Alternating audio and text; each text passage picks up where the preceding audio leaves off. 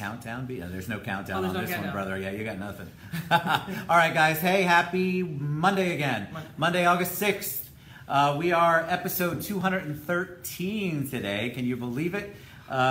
Tomorrow is my 1 year anniversary. Happy 1 anniversary. year. Thank you. Can you believe tomorrow's 1 year? And I was with Crazy Lady Gert out there, the redheaded. She was my first guest on the show. So welcome to the TED Show. I am with my friend Steve Montgomery, Hi. real estate guru, former teacher guru. Yes. He's got a great spirit and a great heart and a fantastic story. So I want you guys to hear it. And just let us know. Give us a thumbs up. Dominique's on there. Frederick's on there. Hey, Fred. What's up, buddy? Scott Davidson's on there. Just give us a thumbs up or a heart. Let us know you can hear us or see us. We had a little trouble with hearing and seeing for a minute earlier today when we did Manic Monday. But yeah, it's been good so far. So welcome. Hi, all. I know, right? So Steve and I met. I can't remember. It had to be through some Facebook or something fun and exciting like that. I don't even remember. It's been a while. And then you came up. Scott gave us a thumbs up and a heart. Thank you. Yay, we got a heart. We got a heart. So So Steve, I love to engage people, especially when I think somebody's got a story. Hey, Al. Oh, Allie's on. You met her out there. Oh, Allie, okay. what's up, love? And you've got this fantastic story. You weren't always in real estate. That's how I know you. And that's the cool thing about being able to tell your story, like Steve, is that we did a lot of things that we can share anyway before we're in our current positions, right? Some things we cannot share. Sure. Steve just got subjected to a whole bunch of insanity between me, Gert, Allie, and Yvonne earlier, and he just took it like a champ. So anyway, welcome. Enough of me. Well, thank you. So give us a little background on you. Don't start with I was born and then we're still at first grade by 3:15. I had a loving, beautiful friend do that. God bless him. And that's why I always make that joke. But give us a little background on you.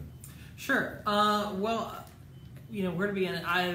Before I got into real estate, I was a teacher for 15 years. God bless you. Yeah, okay.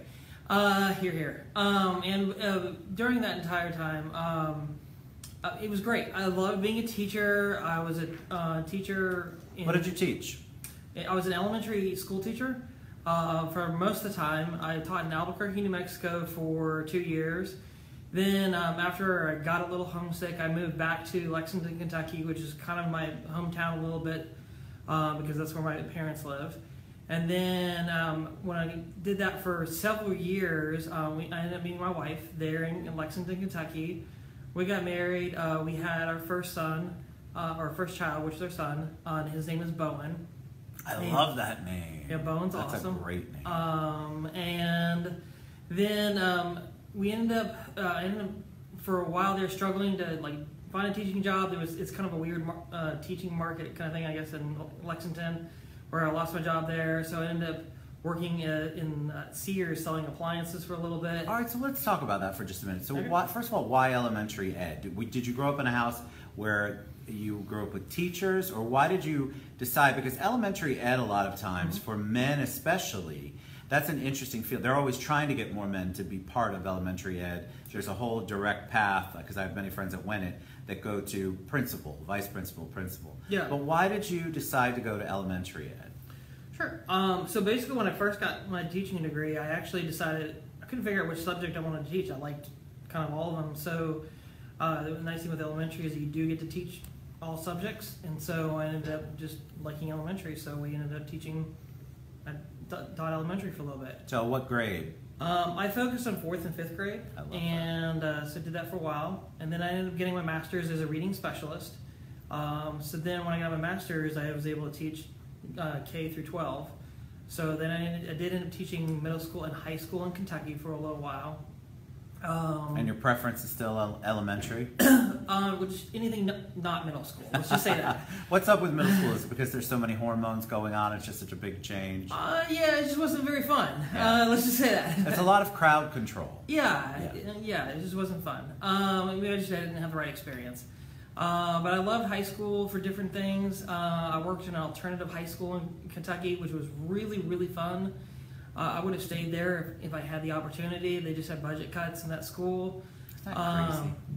And it was just a really fun opportunity because the kids there were kind of on their last chance, and you could really work with those kids And that was a really, really fun experience because those kids, they just really wanted help. Right. And I was able to work with a kid in that particular case who was, he was dyslexic. He never got tested because his mom wouldn't let him get tested until he turned 18. When he turned 18, we were able to help him out. He went from a 3rd grade reading level to a 9th grade reading level in 1 year. Wow. And he was able to graduate the next year. So in 2 years, he went from a 3rd grade reading level to graduating.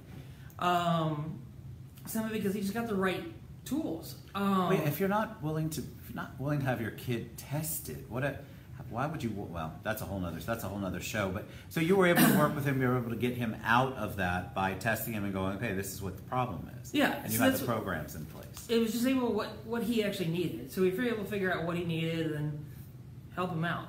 So that was just a really fun and rewarding experience. And then unfortunately, due to budget cuts, I wasn't able to stay in that position. And then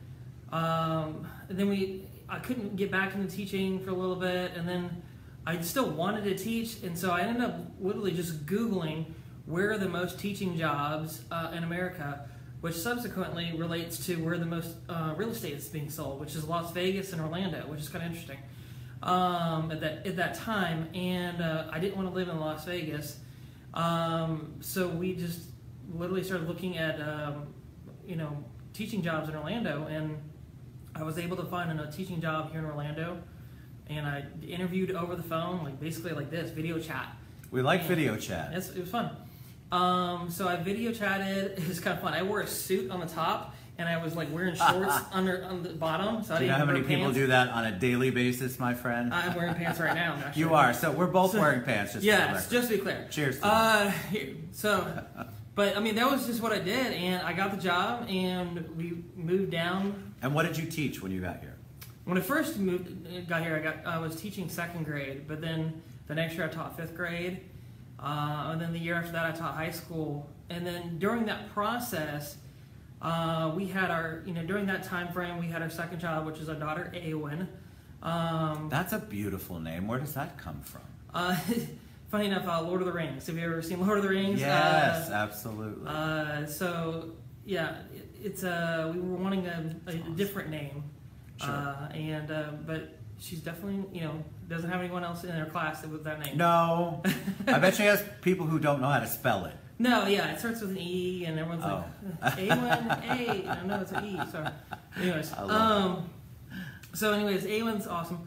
But that was also the same time, both my legs, both my hips had broken due to some different things, so I was getting to the point where I was almost wheelchair bound. Wait, so you're still very young.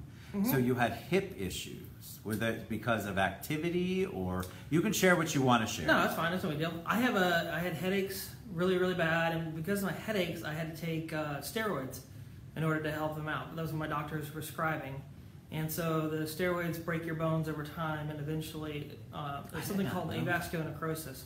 That's what they called it. So they actually broke my bones, and so I actually had to have both my hips replaced. That all happened the summer before we taught high school. So I had both my hips replaced that year. So the insurance didn't cover all that, so we had some debt because of that. And then we go into the school year. Turned out my heart, I had a congenital heart defect already.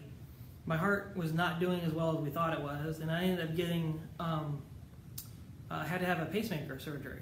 And at what age? You're so young. That was 4 years ago, so that was 35. Oh, God, you're a baby. All right, so 30, but that's still young overall to have. Yeah. Did you know about your congenital heart condition prior? Oh yeah, I mean I knew it my whole life. I was born with it. So, okay. So I was had that, and then so we got to the point where my heart basically stopped, which is not a good thing apparently. No, that's not good, buddy. Yeah. I hate to tell you, that is a bad thing, which we'll define later, but that's not good. So whatever reason they thought that was a bad thing, and they put in the pacemaker, and it's been fine ever since for the most part. I just got to take medicine to make sure my blood stays like a little... But what was that for a challenge? Because you obviously had a young family, right? Mm-hmm. So it can change, like that sort of the theme was your life can change in a heartbeat, or Yeah. I mean, there's a play on words there, but a change on a dime. So what was it like? So you're a teacher, and then you're going through all this. Did you have to take a lot of time off? And was there, like, what kind of challenges did you go through? Because you have a young family at the time. Yeah, so I only literally had to take about 2 weeks off for that surgery. That's amazing. Yeah, they can do it. I take 2 weeks off when I have a cold. No offense. I only had to take about 2 weeks off because of the actual the surgery there. But that was luckily the same time of my spring break. So one of the weeks was my spring break. It was also the same time we closed on our home in Apopka, so we actually just bought a home in Apopka up there to be closer to our school. And then it was about a week and a half after I got back from work that I got pink slip from that job. And in the middle of the school year? In the middle of the school year. So was this a regular public school? It was a regular public school. How do they do that the middle of the year? Well, they always do that. They always do your pink slips around March or April. I don't know. It's terrible. That's just the way they do it. So we just bought a home to be closer to the school. I just had heart surgery. We had like $40,000 in debt. We just had our second child, and we were just sort of like, what am I complaining about? What do we do at this point? So I got to the point we were, talking to my wife about everything. We realized like we're not gonna ever make it if we keep doing this teacher thing year in and year out. Right. And so looking at everything, we kind of felt like we needed to make a change in our trajectory. And how did you get to real estate in that change? Like, had you grown up around real estate? Yeah. Did you? All right, so what makes you go, okay, I'm a teacher now, I love educating people, and all of a sudden now I want to get into the crazy world of real estate? Because it is I love you guys, but it's a crazy world we all work in. Yeah, it's insane. It's insane. So basically what we did is we just, I looked at lots of different options.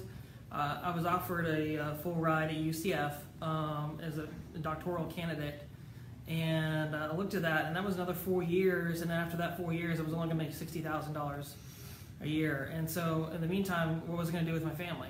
Right. I looked at other options. I mean, I could go get an engineering degree, and I thought, well, maybe that will make some money after that. That was never an option for me, for the record. How do you, I mean, that's amazing that you can flip back and forth. Did you teach math? No, but I just knew I could do it. You could do it. I knew I could do it. Amazed It wouldn't be a at problem for me. The question was, I never had a problem with what I could or could not do. It was a matter of just going and implementing it. And so I just felt like I needed to figure out something that I could actually make cash relatively quick, and yet at the same time support my family. I knew how much money I needed to survive. Did you just do the research? Is that what happened? Did you do like research on real estate? Did you do research on... Say hi to the people, you're live. Hi. Hi guys. There it is. So yeah, no, I just kind of felt like I needed, I knew what I needed to do, and it was just a matter of...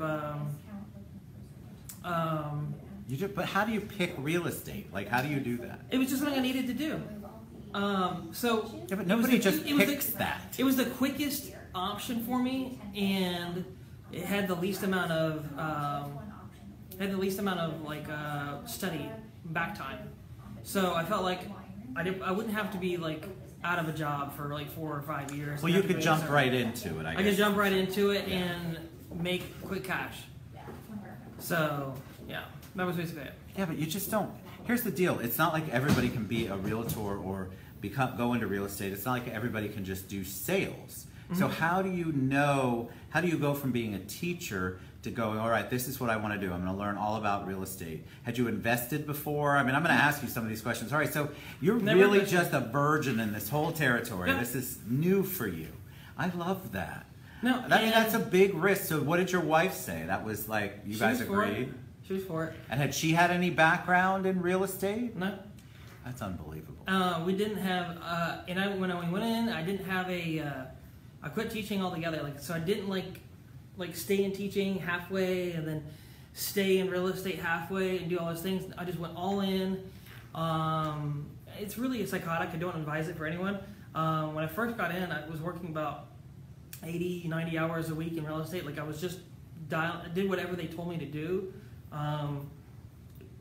because I just figured that's what I was supposed to do, and so that's what you should do, right? And so I did the same work ethic I did as a teacher, which is working about 70, 80 hours a week, and I just applied that to real estate, and then I just worked a whole lot, and I figured I could make it, and eventually it started happening. Who'd you start with? I started with Keller Williams. Okay, so you did start with Keller Williams. I started with Keller Williams. And talk a little bit about that, because I think a lot of people always come to me and ask me for advice on where to go, where to start if you don't have any experience.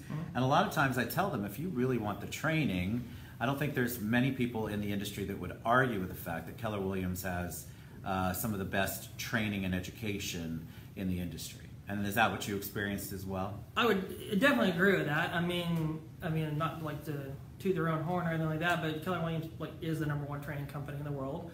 That's been documented. But I've experienced that. One of the reasons I went with them and stayed with them is because I feel like the training thing was important. And being a teacher, I looked at all the different options out there, and I saw the training, training stuff that they had, and I felt like that's what I needed. I wanted to learn. I wanted to create a career. I didn't want to just go into real estate. If I knew if I was going to do it, I wanted to do it right. Right. And so I wanted to go into something and realize, okay, I wanted to make something that was going to last for a while.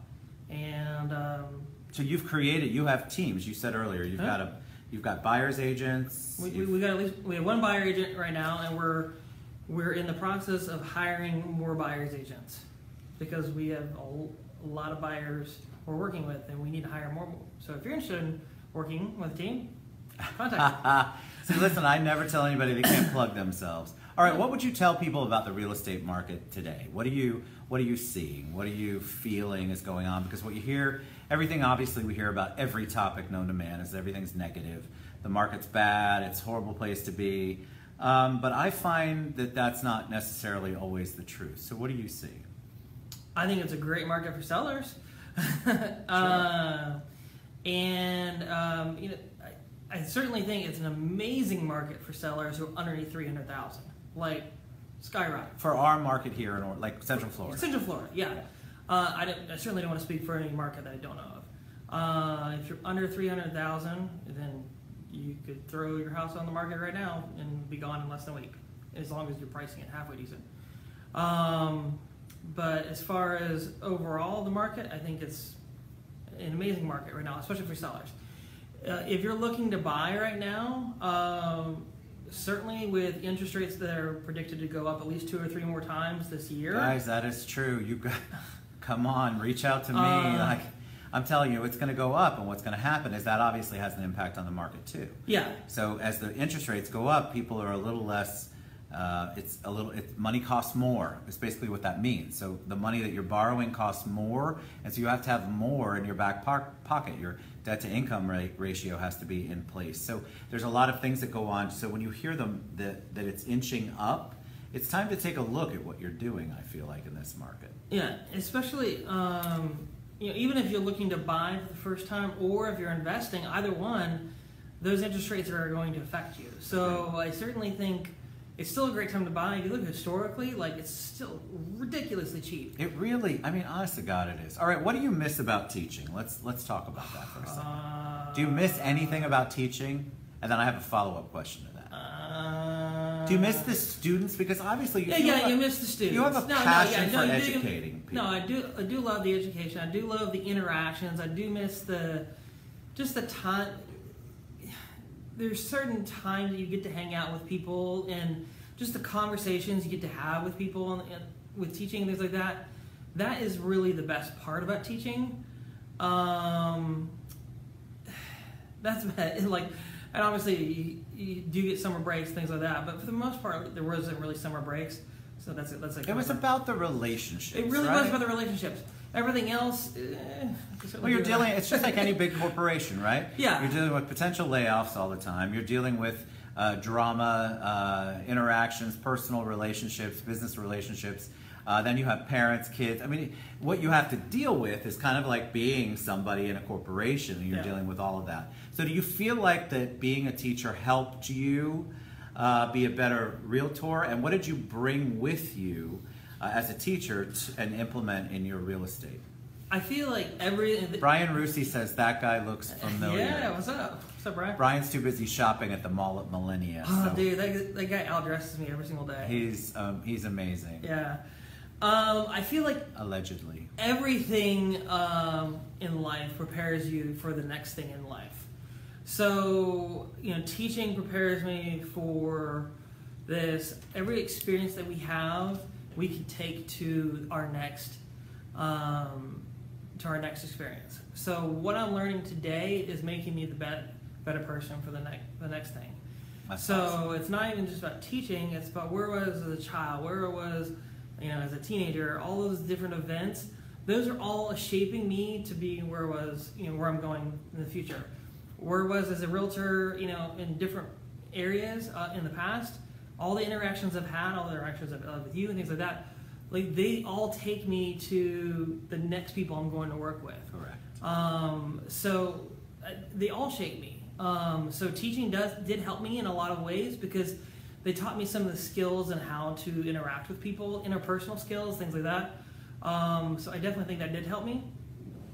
To say there's any one pinpoint, I think all the interactions all form together and help create who I am. Well, I think as an elementary school teacher especially, you had to form or you had to possess a level of patience that certainly must translate out into the real estate world. Because if you're in I don't care if you're a title company, insurance, mortgage, real estate, we have to deal with or have patience on a daily basis that is sometimes overwhelming. I mean, it's you have to really suck it in and try to figure out where you're at. You have to really evaluate. You can't react, even though people are human and they do. But these faces were raising, yeah. But I feel like as an elementary school teacher, you had to have that patience as well. That's important. So bringing that to the table when you're interacting with buyers and sellers, and then all of the other components that you have to deal with, I think that must be a positive for you. Yeah, I think that I've learned through this process so far that ultimately our job as a realtor is it's to move the transaction along. And as much as we want to do more than that, things like that, and we can only just do that. And so we can get frustrated. We can do all these different things. Maybe I've learned patience the hard way in some way through teaching and things like that. And I carry that. I don't know. I've also learned patience from having 2 kids.